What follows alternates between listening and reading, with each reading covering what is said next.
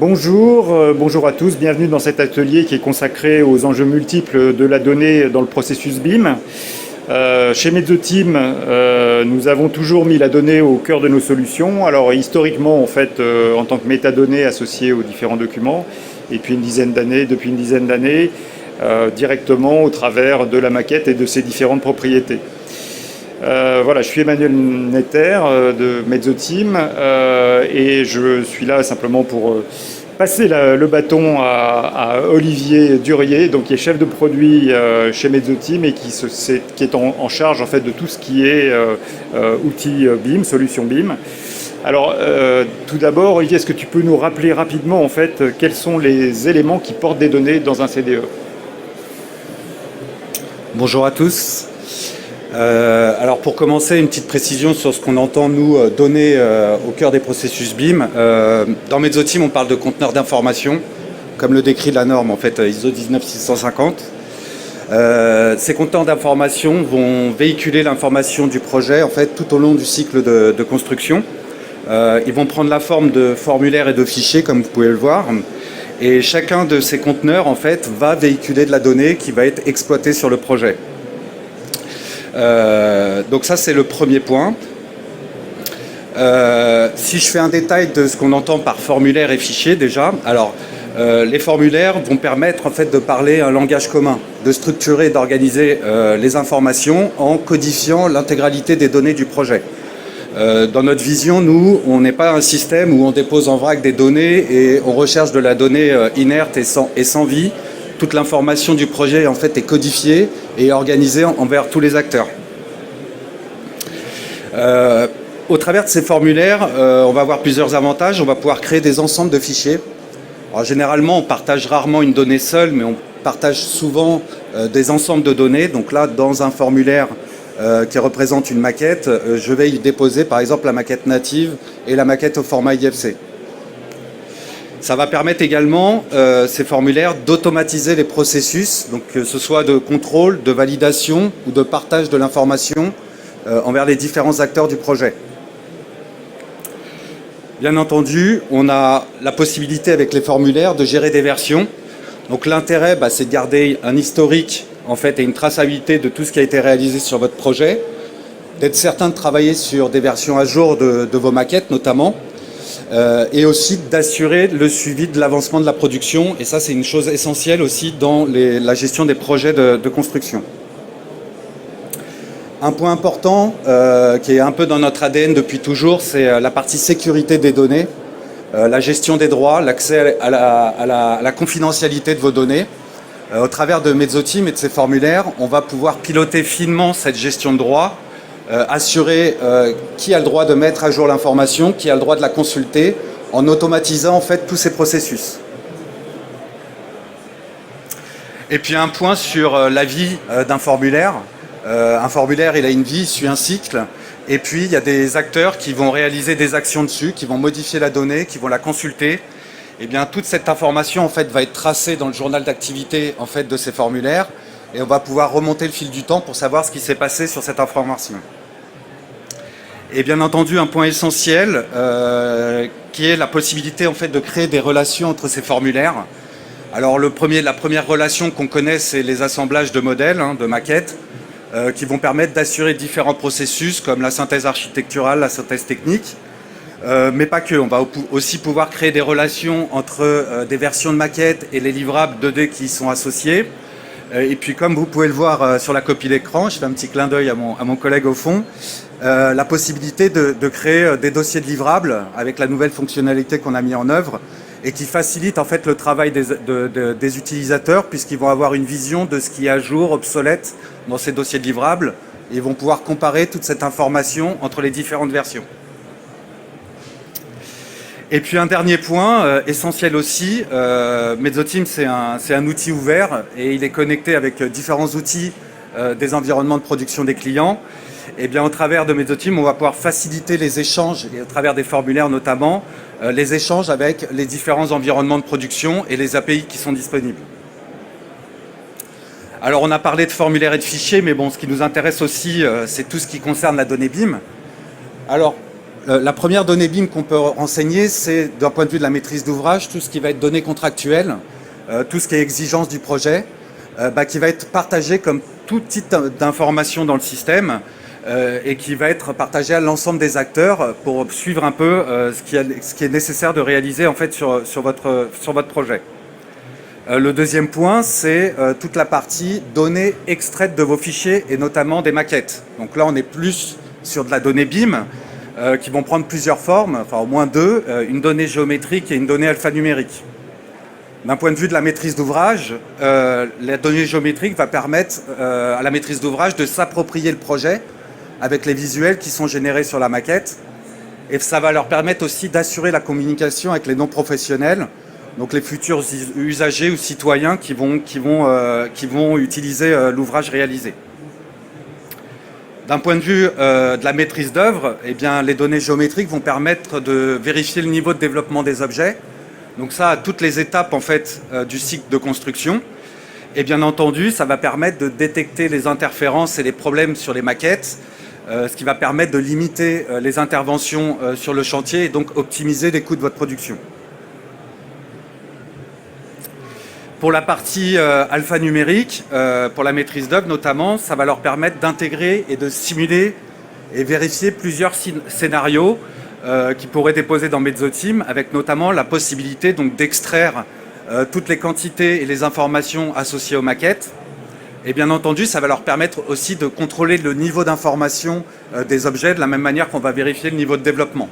Donc tout ceci avec des outils qui sont intégrés à la plateforme. Et puis pour les entreprises et d'une manière générale pour tous les autres acteurs, puisqu'il n'y a pas que des professionnels du BIM qui travaillent sur vos projets, eh bien ça va être une interface qui va leur permettre d'extraire, toujours suivant les droits sur les partages d'informations qui leur ont été fournis, de l'information sur les maquettes, sur le projet et des informations BIM, aussi pour réaliser leur mission, traiter des analyses de données sur la maquette. Ça va leur permettre aussi de mettre à jour les données existantes sur vos maquettes.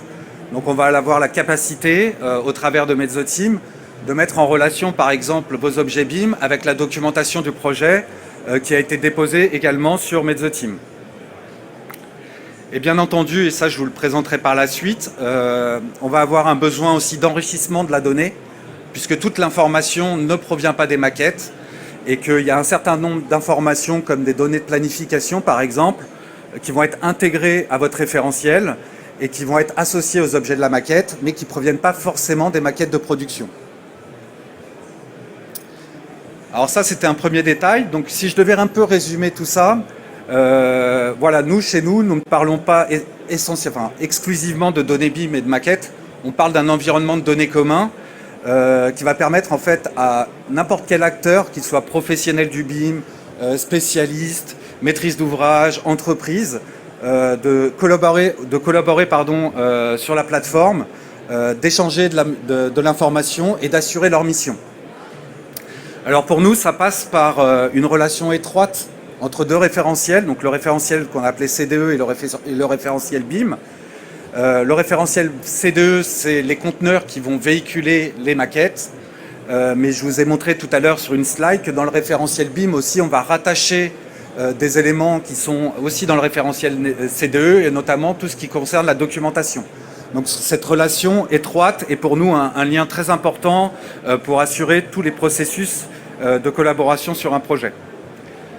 Associé à ces deux référentiels, on a aussi un serveur BCF qui va permettre de remonter en fait tous les problèmes qu'on a détectés pendant la phase d'analyse de ces maquettes notamment, et qui va nous permettre d'associer en fait tous ces problèmes dans le cycle de vie en fait de la construction et à des versions de maquettes notamment. Donc on va pouvoir garder un historique de tout ce qui s'est passé et de l'évolution en fait de nos maquettes, et notamment le suivi de performance des équipes. Alors tout ceci c'est possible, et après je vous le représenterai avec un annuaire du projet. Donc il y a une donnée essentielle puisque c'est elle qui va organiser les flux d'informations, c'est elle qui va donner les droits de visibilité sur l'information, et c'est elle qui va automatiser et affecter les tâches des différents acteurs dans le référentiel. Et bien entendu, je vous le montrerai également par la suite, Notre système est évolutif, puisqu'en fait, on n'a pas les mêmes besoins en termes de codification de l'information, en termes d'action sur les maquettes, à toutes les étapes du cycle de la construction. Et donc notre système est évolutif, et je vous montrerai après comment il peut s'adapter. Alors si je rentre un peu plus dans le détail maintenant de ces différentes étapes, je vous le disais précédemment, pour nous le point essentiel, et quelle que soit l'étape du projet, c'est d'avoir un annuaire du projet centralisé. Alors qu'est-ce qui va permettre de faire cet annuaire? Eh bien, il va permettre de définir les organisations qui vont permettre d'émettre de l'information dans le système, et vont permettre de définir des groupes fonctionnels. Tout ceci, ça va permettre, en fait, très simplement, d'affecter des rôles, juste en insérant des utilisateurs dans ces groupes fonctionnels et ces organisations, ça va permettre de définir des rôles à ces acteurs et d'automatiser leurs tâches respectives. Ça va permettre également de garantir la confidentialité d'accès à l'information. Donc c'est une information essentielle, importante, notamment de nos jours, de garantir la confidentialité de vos données. Ça va permettre, comme je vous l'ai montré tout à l'heure, d'assurer une traçabilité des actions réalisées sur le système. Et bien entendu, tout ceci dans le respect de la réglementation générale de la protection des données, qui est important chez nous et qu'on souhaite respecter et qu'on continue à respecter. Pour l'étape de conception, le besoin, on est en équipe restreinte. Alors le besoin, c'est de favoriser les équipes de production. Donc au niveau du référentiel CDE, dans notre système, on va proposer une interface adaptée, proche de celle des environnements de production, qui correspond plus à une arborescence de type dossier et fichier. Mais on ne va pas pour autant perdre notre ADN et de codification de l'information, donc on ne va pas déposer en vrac des fichiers dans cette arborescence de classement. Par contre, le dépôt en fait, d'un fichier dans cette arborescence va codifier automatiquement un conteneur d'information. Et comme je vous l'expliquais tout à l'heure, ça va automatiser les processus de contrôle, de validation de l'information au travers de ce conteneur. Bien entendu, on est plutôt dans une codification restreinte, compte tenu du nombre d'acteurs qui agissent en fait, qui interviennent à cette étape. On a aussi dans ces étapes, mais aussi dans les autres, des API pour accélérer la productivité. Donc par exemple ici vous avez un exemple d'add-on que l'on a sur Revit pour produire de l'information de l'environnement de production directement sur le CDE Mezzoteam, qui va permettre de créer ce que je vous ai expliqué tout à l'heure, donc un assemblage de la maquette native, la maquette IFC et l'ensemble des livrables qui sont associés dans cette maquette. Tout ceci va générer automatiquement en fait, un ensemble de conteneurs d'informations qui vont partir en validation automatiquement et être adressés aux bons acteurs pour réaliser les études, les contrôles et les partages de cette information. Pour le référentiel BIM, eh bien on va exploiter toute la donnée qui est présente dans les maquettes et qui provient généralement des environnements de production. Ce référentiel BIM, on va pouvoir le structurer. Donc il y a un premier niveau de structuration qui va nous permettre, comme vous voyez sur la copie d'écran, de définir en fait si la propriété associée à votre maquette correspond à une liste de valeurs et identifier la liste des valeurs associées. Si c'est un coefficient technique, de dire qu'il est compris entre 0 et 1 par exemple. Une des forces de Mezzoteam, c'est d'identifier ce qu'est un document Mezzoteam en tant que propriété. Et je vous montrerai un petit cas d'exemple tout à l'heure si on a le temps. Et puis quelque chose de très important aussi, c'est notre capacité en fait à relier nos deux référentiels et de récupérer des informations de la documentation sur vos propriétés d'objets. Donc de type fabricant, informations techniques sur votre documentation qui pourraient être automatiquement rétro-annotées sur vos maquettes. Bien entendu, toute cette structuration, ça va faciliter tout ce qui est échange, contrôle et analyse de l'information qui sont présentes dans les maquettes. Donc là, un petit écran qui vous montre notre outil de requêtage par rapport à la donnée que j'ai configurée précédemment, où on va pouvoir rechercher en fait des objets suivant les listes de valeurs, par exemple, qu'on a configurées. Donc des outils très simples, associés, adaptés à tous les utilisateurs et même des non-spécialistes. Et bien entendu, un serveur BCF, qui vous le verrez, va suivre un peu toutes les étapes en fait, du cycle de construction, qui va nous permettre de centraliser tous les problèmes rencontrés pendant cette étape, de les affecter à des versions pour garder un historique comme je vous l'expliquais tout à l'heure, et bien entendu de les affecter très simplement à des acteurs du projet via notre annuaire.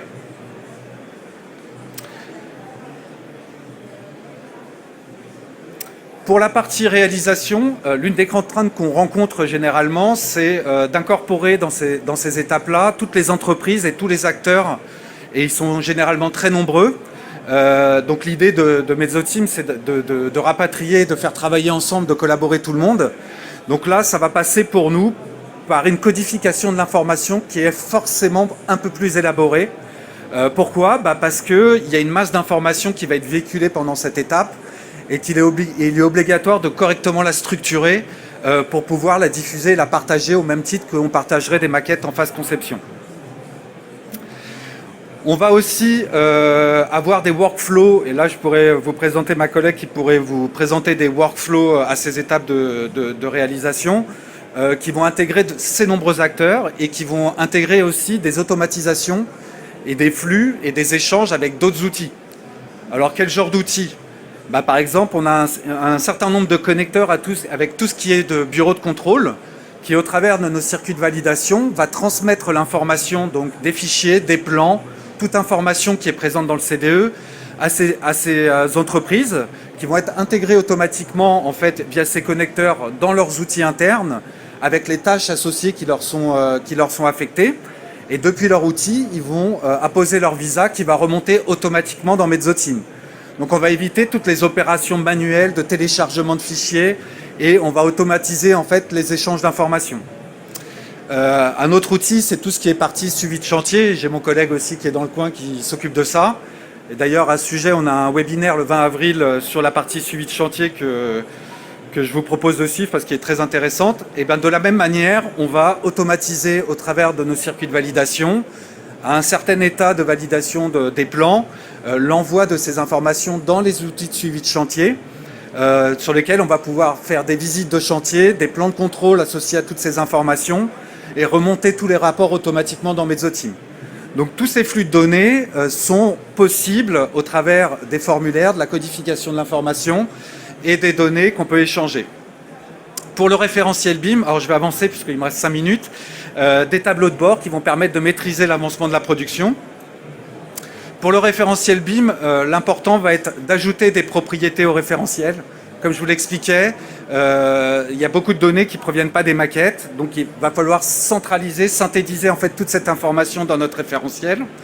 On va pouvoir enrichir la donnée BIM en affectant par exemple et en liant toute la documentation aux objets de la maquette. Et puis pour la serveur BCF, continuer à collaborer en intégrant ces nouveaux acteurs que sont les entreprises notamment. Pour la phase d'exploitation, on va avoir une continuité dans la gestion de l'information puisqu'on va exploiter en fait tout ce qui a été réalisé dans les étapes précédentes.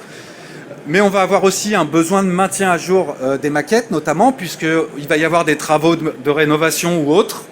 Hop. Désolé. On va avoir aussi un maintien à jour de la documentation parce qu'elle va évoluer avec les nouveaux équipements qui pourraient être introduits dans cette phase, dans cette étape. Et puis on va avoir aussi la possibilité d'intégrer des nouvelles données comme les contrats d'entretien. Pour le référentiel BIM, l'idée est de connecter en fait le référentiel au service de gestion et d'exploitation du bâtiment. Donc des outils de GeoMao par exemple qui vont nous permettre de gérer toutes les informations, les interventions sur les équipements et d'accéder facilement à la documentation technique des objets. Pour le référentiel BIM également, ça va être d'intégrer tout ce qui est données dynamiques. Donc de connecter en fait la maquette numérique à la gestion technique du bâtiment pour optimiser en fait les coûts d'exploitation de la maquette en réduisant par exemple la consommation d'énergie. Et puis, cette étape, il va y avoir des travaux, des entreprises qui vont intervenir, des prestataires, et on va continuer à collaborer avec les serveurs BCF. Rapidement, si j'ai 2 secondes, juste 2 petits processus en vidéo pour vous montrer ce qu'on peut réaliser. Donc un processus de revue de projet. En tant qu'acteur, je vais contrôler en fait une maquette entreprise pour vérifier la documentation. Donc je vais utiliser un assemblage de modèles et je vais utiliser la gestion de données pour afficher en fait une propriété de type document que j'ai configuré dans mon référentiel. Et je vais constater qu'il y a un certain nombre de documents qui ne sont pas renseignés sur les équipements. Et je vais exécuter très rapidement une requête qui va me permettre d'isoler en fait ces objets automatiquement en recherchant tous les objets qui n'ont pas cette documentation renseignée. Donc là, je vais m'appuyer en fait sur la configuration du référentiel BIM et des propriétés qu'on a pu décrire dans notre référentiel, et on va exécuter une requête qui va nous isoler et sélectionner automatiquement tous les objets correspondants. Et au travers de l'outil de revue de projet, je vais pouvoir affecter tout simplement une note très rapidement à l'entreprise en charge en fait de cette documentation et des objets, qui va recevoir une notification automatique et qui va connaître automatiquement l'ensemble des objets sur lesquels la documentation n'a pas été renseignée. Donc ça permet de garder une trace pour cette version de maquette de ce qui n'a pas été saisi sur la maquette. Et bien entendu, je vais l'affecter automatiquement à l'entreprise. Je passe très rapidement, même s'il y a une fin. Dans cette maquette, dans cette vidéo, je vais plutôt me placer du point de vue de l'entreprise, donc qui a reçu une tâche sur laquelle il doit renseigner la documentation. Et là, je vais m'appuyer également sur la gestion de données pour isoler les mêmes objets. Donc on retrouve notre liste avec le document et puis des informations techniques associées à ces documents. Et puis là, je vais utiliser l'outil de gestion d'édition de la donnée BIM dans Mezzoteam, qui va nous permettre d'exporter très rapidement en fait cette information sous Excel, qui va nous permettre également très rapidement, à partir d'un simple code qui correspond à une information de la documentation relative à un équipement, de renseigner ce code très facilement en fait dans Mezzoteam et d'importer tout ça dans notre référentiel. Donc en résultat, on va mettre à jour l'information et lier la documentation à ces objets. Et donc on va pouvoir voir en résultat que sur notre objet, on retrouve bien le document lié qui est dans l'environnement et le CDE, ainsi que les informations récupérées de cette documentation.